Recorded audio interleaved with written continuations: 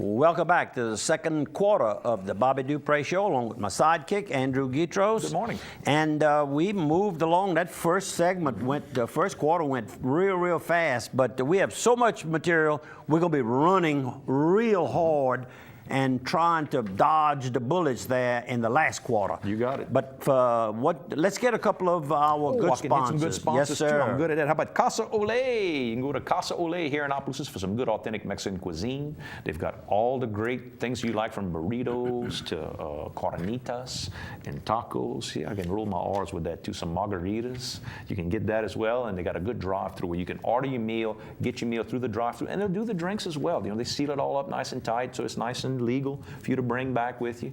Go by. They also have live music 2 nights a month, and enjoy the atmosphere. And one more, let's go with Dixie Storage. All your storage needs. Maybe you bought a bunch of stuff for Christmas and you want to hide it before you bring it. You can go use your storage room at Dixie Storage. Maybe when you bring Mama that new sofa, you're going to send the old sofa there till it goes off to college or to the camp or to wherever it's got to go to. You sell it.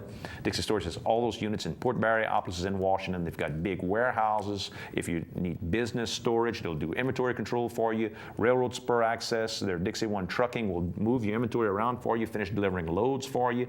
Their sister company, A Plus Glass, with locations in Lafayette and Opelousas, that can do all your glass work, from cars to your home to your 18-wheeler with inspections and all that kind of stuff. And the McCormick Meeting Hall in Port Barre, the real nice one right on 190. And the Sheriff's 300 Executive Club is holding its quarterly event the last Thursday of this month. That would be what, next week? Next Thursday. At the McCormick Hall, which holds Hall. 350 people, has an industrial and restaurant-style kitchen. If you're looking for a good place to have your next meeting, it is the place.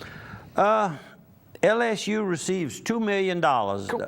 The LSU Paul M. Hebert Law Center, which I just mentioned, has received a $2 million gift from a former law school student to support its new energy law initiative.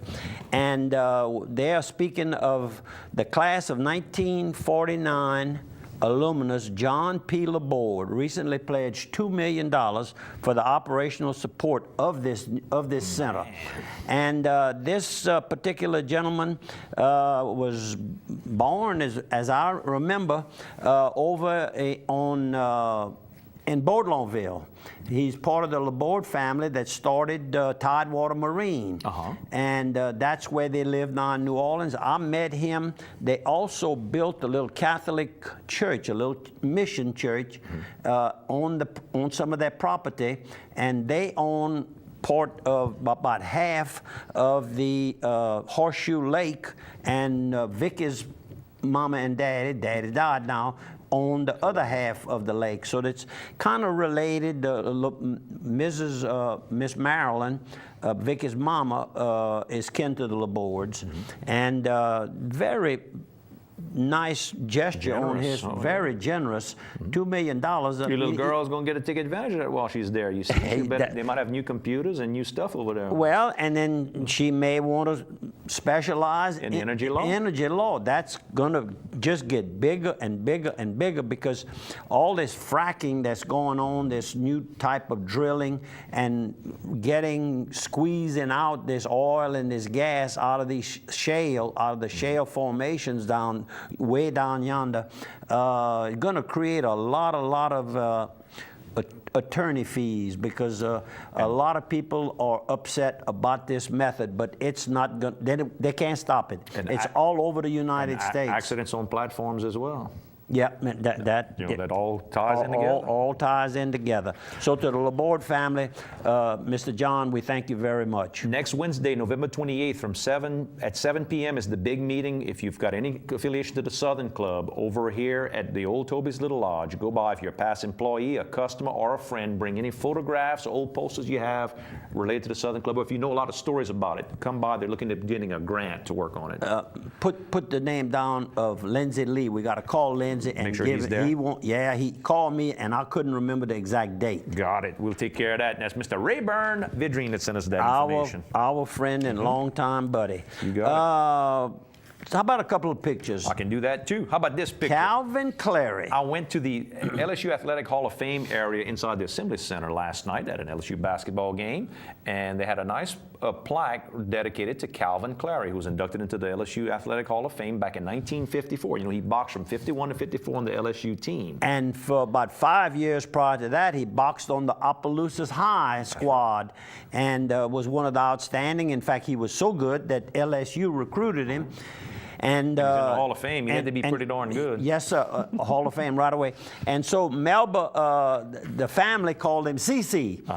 And Melba, I hope you're watching the program today. We had a lot of fun watching him in the ring, and I happened to see the fight that he fought the young man from Army on the LSU football field on one end. Wow, no kidding. And he hit him with a left hook.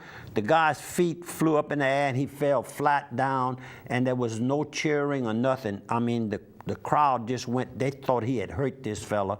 And after a few seconds, minutes, they brought him back. But Calvin was something else. And the Opelousas High team developed a lot of us, and I boxed, and I wasn't any good at all. I mean, I was bad, but I could take a punch and I could throw a punch, and so I think the people liked it. But you were fun to watch. I was fun to watch.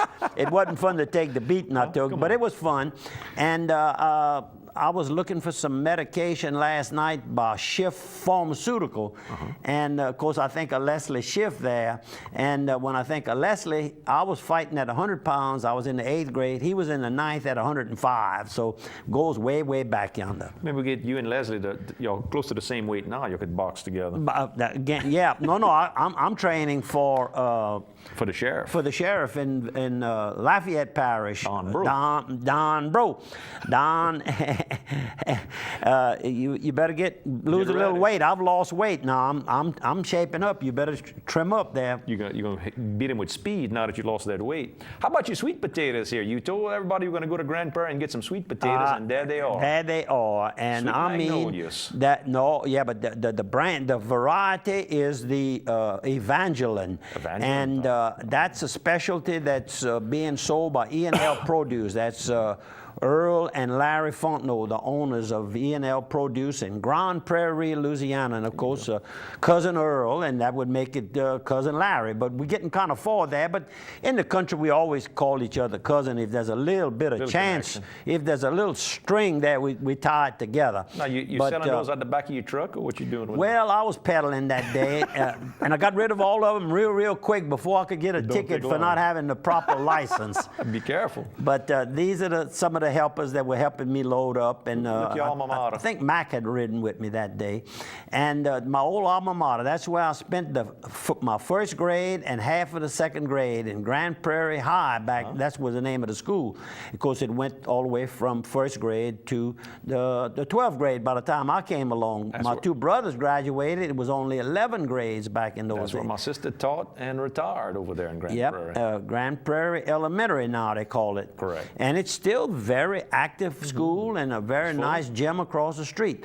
This is Vicky on the left, and her good friend, longtime friend, and the district attorney of Avals Parish, Mr. Charles Riddle, been a long-time district attorney, and I kidded him. I said, you know, showing your picture on that might get my district attorney kind of jealous there. Earl, don't get upset. They can't run against each other in different districts, so they're okay. Did we show Earl in the picture the other day with Reggie? I think we missed him. We mentioned. We showed Earl. Oh, we showed Earl. Showed okay. Earl Eaton. Oh, Eaton. Okay, good. So we got you. And the place where we were eating, it's a brand new owner, and it's Mr. Guy is what his name. He's got a long name from Greek. You know the Greek names, how long they are. So Vicky just calls him Mr. Guy. The name of the restaurant is Papa's Italian Restaurant, and real good food. He's very particular, very cleanliness is the name of the game. So I hope that's what Miss Vicky does for a living, right? For a living. She inspects the restaurant. If she says it's clean, you know it's clean. That's how she met him, was inspecting and helping him reopen. This place was open. It's right on the courthouse square in Marksville, Louisiana. Right. Nice and big, and got TV screens and all of that for your enjoyment. Go by and help Mr. Then you can get your hair cut next door? No, that's Vicky's hairstylist, and that's Miss Amber. Good morning, Miss Amber. She got BD on her shirt. I wonder if it stands for Bobby Duper. Oh, I don't believe. And this was a picture taken, must have been Saturday afternoon, and it's Clint in the white T-shirt standing next to him with a baseball cap on and some red writing on his T-shirt is Mr. Ricky Baudelaire, and next to him is Miss Marilyn. That's Vicky's mama, Marilyn Baudelaire. And on the right is Ricky's son, Joey. Now, the young boy there is Mason, little Mason. And I can't think of the dog's name, but that dog has got some scary-looking eyes. Got those white, green eyes. Catahoula eyes. The dog's probably exactly watching the show, and you're not even going to say his name. Not going to say the name. That's a shame. Puffy. Puffy. Puffy. Puffy. There you go. Yeah, see, we got his that's name. Puffy. You see, Puffy made the I believe show. it's Puffy. And then this is Ricky's truck here. They are beekeepers, both Ricky and his son Joey. Full-time job, beekeeping. And it's in demand now because there are fewer bees. There's been a shortage of bees. Shortage of bees, and they rent these bees out. They load them up on 18-wheelers. Especially like pecans and all. They want them around there to help pollinate the plants. That's correct. And right now, kidding. most of the bees are being shipped, it sounds like California. They have a big shortage of bees over there. Then they send the bees back.